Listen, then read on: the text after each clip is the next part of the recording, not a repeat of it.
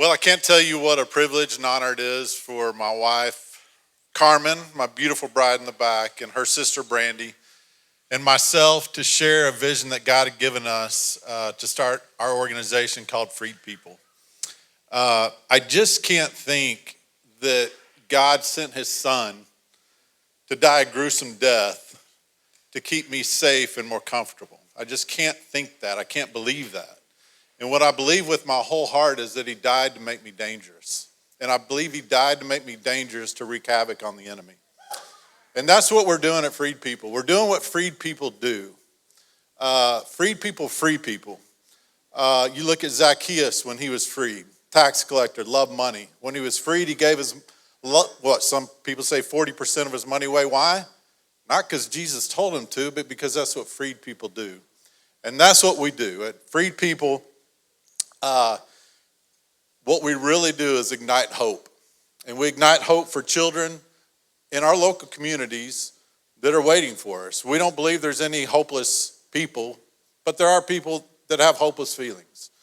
And so we started this organization. I worked for several years in corporate America, and my whole experience in corporate America, the majority of it was working for a project management firm where we built execution models, we implemented execution models, and we went accordingly. This has been nothing like that. This has been lamp unto my feet, not light unto my path, but lamp unto my feet. And I'm telling you, God has given us tremendous favor in this space, and it's not because we have it figured out. We are so far over our skis, it's ridiculous. But we have, wisdom and revelation. God has given us favor in space that we had no idea what we were getting into. For 3.5 years, I led an organization called Answer International. That was for Open Door Church in Burleson, Texas. And we got to have operations in 13 different countries and just really having a front row seat to watch God do amazing things for women and children who are being trafficked. And man, it was just an endless amount of watching God do miraculous things. But man, in my heart, I was being convicted with what's going on here, with what's going on in my own backyard. And I mean, how many Amber Alerts do I have to get to just finally wake up and just see it? And I'm telling you, whether you're in Kampala, whether you're in Central America, Southeast Asia, it looks different everywhere you go. And I didn't know what it looked like here. Honestly, I didn't. And so I resigned with the vision in my heart to really pursue search for and recovery for children who are being sex trafficked. So what I did is started studying all the NGOs. I looked at all the top 4 NGOs in America, and they're doing crazy cool things that we'll probably never do. But they brought in a little over $71 million. Again, they're doing crazy cool things that I'll never be able to do in the land of redemption, right? But what are we doing? I'm just looking at it through the lens of search and recovery. Who's recovering these kids? You saw the numbers, 79,000 kids being trafficked in our own state at any given time. That's a big deal. I don't know if that number's right, but if it's half that number, it's a big deal. Like, who's finding these kids? And so, you study the NGOs and they're doing crazy cool things. $71 million equals a lot of freedom and a lot of redemption. What it doesn't equal is rescues. That equals 2,260 rescues according to their year-end filings and their I-990s. And so you look at that, okay, they're doing tremendous things, but they're not recovering these kids. Who are? So you look at law enforcement. And man, we've been blessed to work with a lot of law enforcement. And you talk to them, and they're the tip of the spear in this fight, given everything that they've got. But at the same time, I was at Homeland Security's office week before last. He was telling me about a crime that he's prosecuting that was actually out here.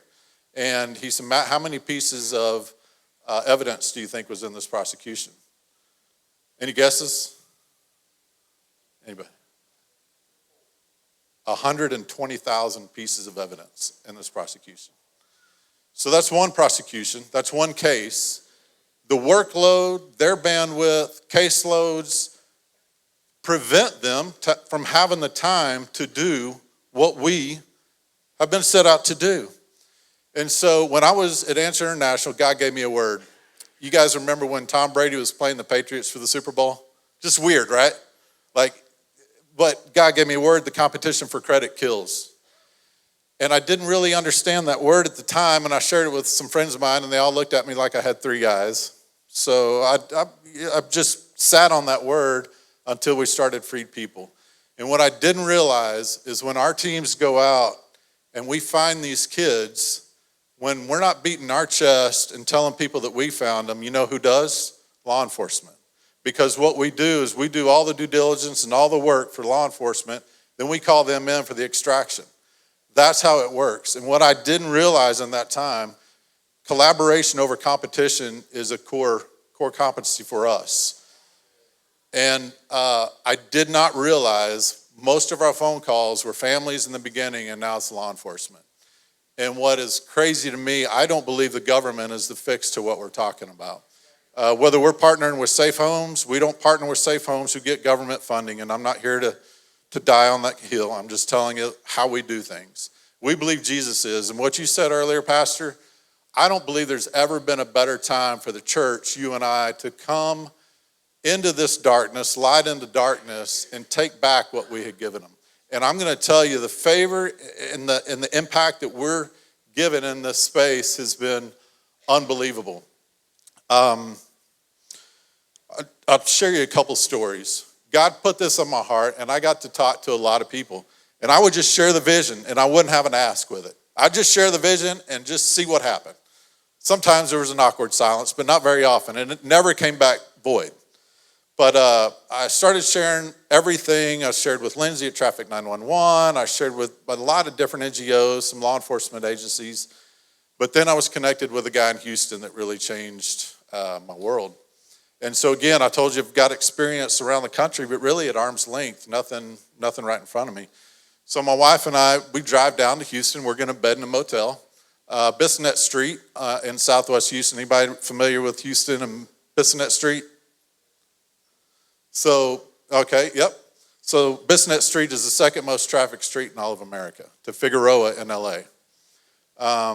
We get down there, and we pull up to this motel, and my wife looks at me like, really? But yeah, we're going to bed in this motel. And my buddy JB calls me, and I asked her to go because I said, babe, I need you to help discern this. You know, there's a lot of weirdos in this space, but there's some people doing some really cool things. So we get in there, we're talking to JB at IHOP next door, and all of a sudden, within about 15 minutes of talking to him, his phone pings. He said, are you ready? I said, sure, what are we ready for?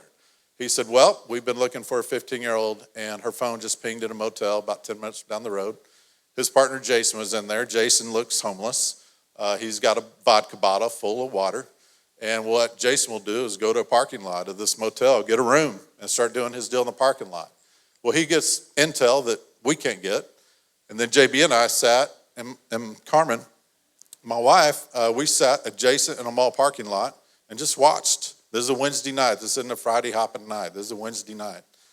And he says, Matt, you see all those cars pulling in there every 15, 20 minutes? Those are dope deals. He said, you see all those cars pulling in there and out of there every 30, 45 minutes? Those are human trafficking deals. And you just see all of the flow going. We're sitting out there for about an hour, and it was just mind-boggling, honestly.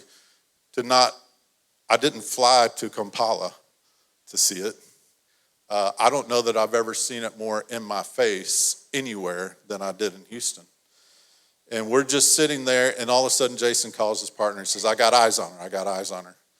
So we set up a sting, and we're going to be at a gas station 100 yards from this motel, and we race around there. We're sitting at the gas pump. The fence is broken at the bottom, and you can see her feet walking. She's walking, and she turns the corner, and she looks just like my daughter.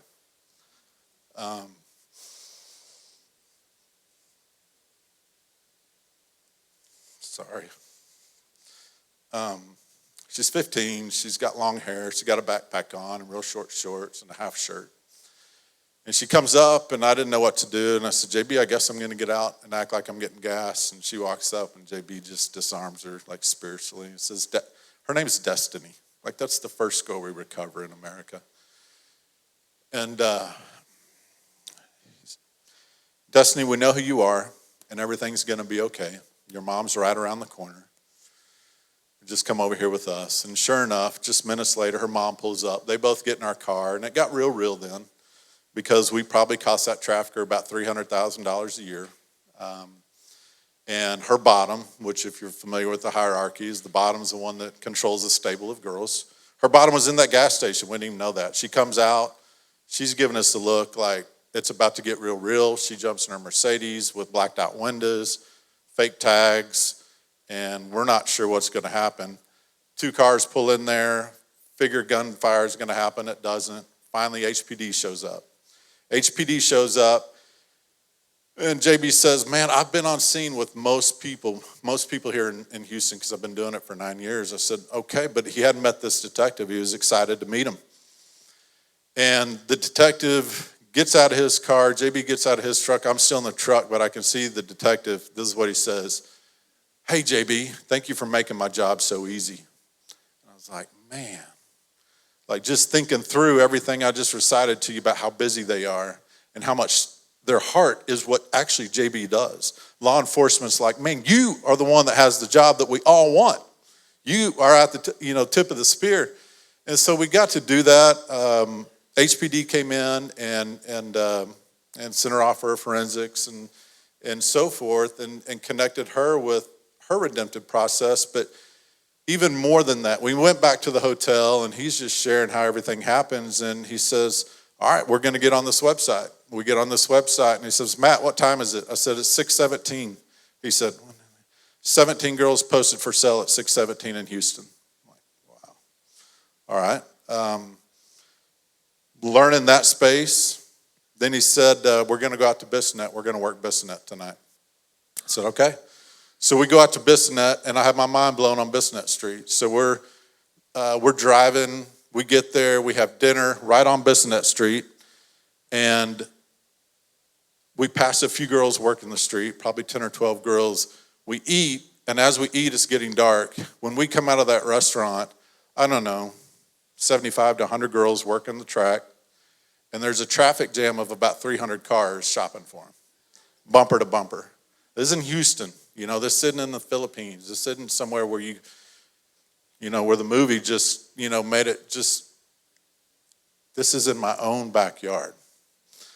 And so I said, JB, how are you doing this? Like, he's been doing it for 9 years, sold his business to do it. He said, man, Matt, he said, what do you mean, how do I do this? This is my ministry. I said, what do you mean it's your ministry? He said, this is what God's given me to do. I said, well, how do you afford it? Because here's his business model. His business model is, I'm going to serve families who are desperate to find freedom for their children, but I will never charge them. He considers it predatory. And so, wow, okay. So I'm hearing all this, and I'm just thinking in my spirit, yes, I found somebody that wants freedom for freedom's sake. And man, we just start sharing, and he says, we live in a 900 square foot home. It's 50 years old. He said, my wife's a school teacher. When we have more money, we're out here longer. I'm out here longer. When we don't have it, I just still find a way. Like, wow. I said, what would happen if somebody could come in and fund your operation? And man, you can just see him start dreaming inside, and he starts sharing some things. And then he said, at the end of the day, we could recover more girls and put more bad guys in jail. And I just thought, that's really where Freed People was birthed from an organization standpoint. What we do for these teams is we provide them funding, artificial intelligence, and technology that can help be force multipliers in their space. This last weekend, there was a big op in Nashville called Skull Games. Skull Games is where some of the biggest experts from the country, all around the country, whether it be military expertise, AI expertise, or recovery expertise, they all gather. We had a team there, like Freed People that's been around for 18 months, that's way over our skis, that doesn't have everything figured out. We had a team there. Talking about Homeland Security, they're asking us to start working with them. They're not giving us money because we don't want that money. They're asking us to work with them because they see the tangible evidence of what Jesus Christ can do. And all we're doing is what freed people do. That's it. We don't have any of it figured out. We're just doing what freed people do. Finally, I want to end with this story. So about 6 months ago when it was cold, maybe 7 months ago now, JB calls me from Houston. And he says, man, Matt, he said, I was with a girl last night and it was cold, bitter cold, 23 degrees, blowing 40 miles an hour. She was working the street, didn't have an option. She had to be out there. She hadn't filled her quota. If you don't fill your quota, you're not going to eat. You don't keep any of that money if you're a girl working the streets. She's out there working and her teeth are just chattering. We set up and we worked Bassinet Street. And so he said, man, I've got this goal in mind. What do you think about this? I said, what? He said, I want to build a pimp blind. I'm like, pimp blind? I mean, I like deer hunting just like the next guy, but I don't know what a pimp blind is. He said, well, what I want to do, he said, man, it was so cold. He tells me the story. He said, I want to build a 3-foot partition made out of PVC, put a tarp around it to cut the wind, put a little warming station in it, and put 4 chairs around it. I said, well, how much is that going to cost? He tells me we do it, right? We're building a pimp blind. You fast forward about 2 months, we get a call from Homeland Security Dallas, and they're looking for a 15-year-old. They've got intel that she's in Houston. We see her picture, and sure enough, she's at our warming station that night. That warming station is gone. We're on Bassinet Street. Like there was a girl bludgeoned to death 20 yards from where we set up. It's the belly of the beast, and these girls are everywhere. What started as 4 chairs, and what we wanted to do is get intel and really hear how these organizations are built, who are their traffickers, really get an understanding of how we can bring it down. That's what we went into it with. And so this 4 chairs now has become 12 chairs. We're giving them drinks, we're giving them Red Bulls, we're giving them snacks, we're giving them whatever they need. Now we've become kind of this safe place on Bassinet. Kind of a lot of the track has moved, coordinated to this warming station. So sure enough, we set up that night and this girl comes in again. We call HPD, HPD doesn't respond. She doesn't meet the nexus of being trafficked because they don't know everything Homeland Security does in Dallas. They don't respond. We watch her for 3 hours and she walks away. And of course, we're frustrated. God, where are you in this? All the things. And so we tell Homeland Security, and we don't have privy to what the case is, but evidently it's pretty important because Homeland Security Dallas, they're one of the most respected Homeland Security agencies in all the country. They have 5 people dedicated to human trafficking. They sent 4 of their special agents down to get this girl the next night. So we're sitting up at our warming station, all the stuff's happening, and this car door opens right in front of us, and there that 15-year-old gets out of the car, and she's with a friend. Homeland Security, these 4 agents barrage this car. They get the 15-year-old. Well, she's with a 14-year-old. They get the 14-year-old, and they busted the trafficker. All that night. And it's like, it's just a reminder, I don't have to have it all figured out.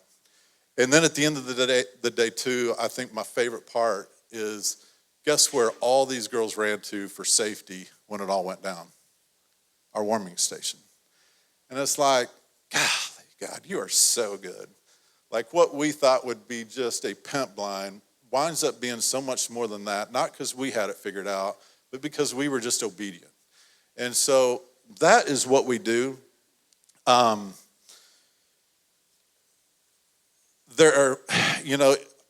shared this with Kim and Brian. Thank you for having me down here. Brian's the one that invited me to come down.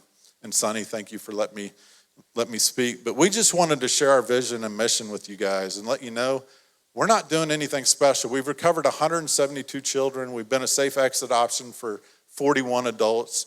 And we've helped with the arrest and prosecution of 41 traffickers now. And it's all to the glory of God.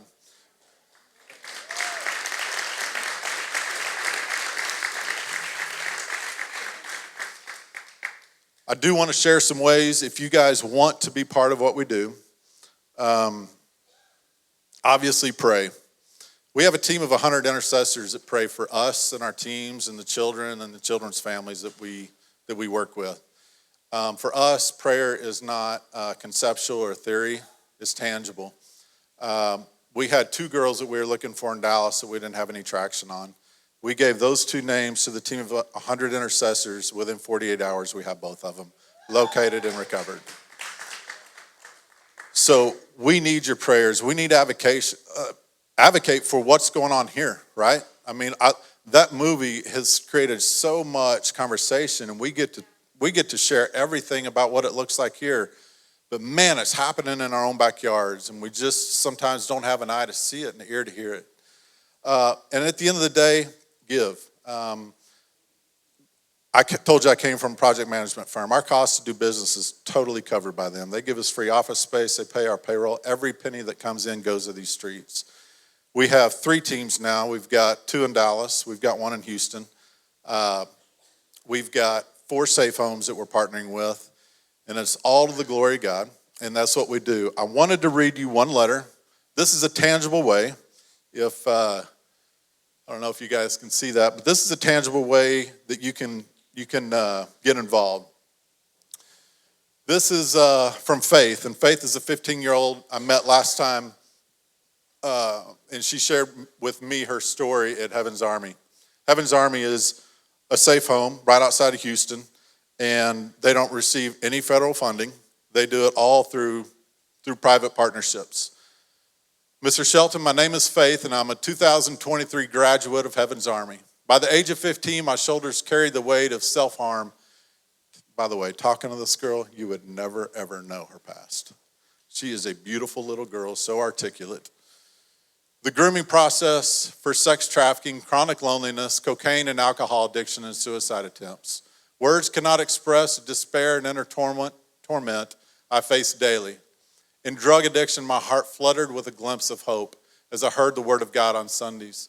And starving for hope, love, and promise, I came to Heaven's Army. In these past 18 months, my life has gradually become brighter and more beautiful as Jesus dwells in me and I become more like him.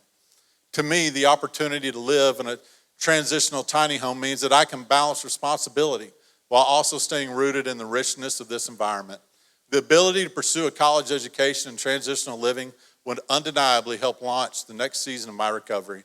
If I could live here, this place I call home, and still support myself independently, I know that I would be taking one little step at a time to walk securely as a godly, empowered woman. This girl is 15, and she's expressed to me some of the things she's gone through, and no 15-year-old should have to go through that. She showed me a picture when she went into Heaven's Army. Her eyes were completely black. And I don't know if you guys have ever seen that before, but not just the pupil, but the colored part was black. And she's got beautiful blue eyes now. That is a tangible way that we're getting involved. Heaven's Army is a group home, and they're doing powerful things. They've been doing it for somewhere around 12 years. And Lenora reached out to me. She never asked for anything. We support them monthly. And she said, look, we want to do a tiny home, because I had introduced her to another home we work with, and they use tiny homes within what they do. And she said, here's what we want to do. We want that to serve as a transition home. And you can see what they're talking about. It gives these children and these women a place to work towards. Now I have my own home. Now they're going to understand the responsibility of their own home. They're going to work with a realtor to understand what they can do once they get out of there. They're paying part of the rent. They're doing things that are really preparing them to get back into the world. She is batting 1,000 on women who have been through her program and gone back out to the field, except for one. And that one re-entered the life. She had a home that was on the other side of town, and a girl took that as a transition home, and she lost her relationship. And at the end of the day, that's what this all boils down to anyways, broken relationships. And she lost that relationship, that contact, and then that girl went back into the life. So what this home is going to do, I believe it's a prophetic marker for what's going to move forward, is this going to be a lot of tiny homes for her to serve as transition tiny homes for these girls. So it was $55,000, and that's a turnkey opportunity for us to have impact. We raised $4,900 this morning. I got a text while I was sitting there, another $1,100 comes in. Whatever that is, I know if there's a bunch of churches represented here, I believe this is the future. This is the future innovation of bringing children out of sex trafficking. It's not the government, and it's not another law. What it is relationship. And who better has relationship in the church than you and I? And so if you guys want to be part of that, we would love for you to be part of that. I know all of you are doing incredibly cool things at all of your church campuses. So Sonny, thank you for the opportunity to share.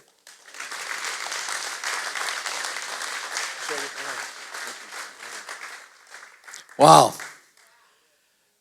Matt's got their table set up out in the foyer there. You can get more information concerning their ministry, and we've got to do something.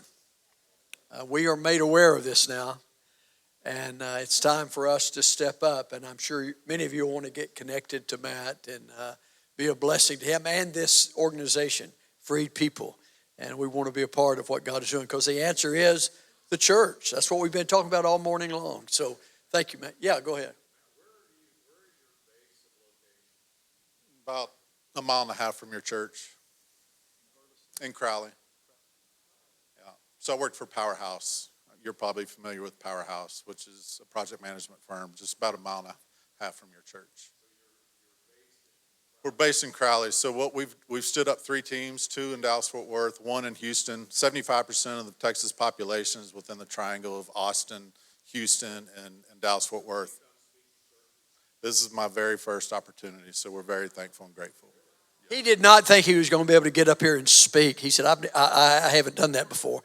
I said, you'll feel it. It'll come out. I was just trying not to cuss.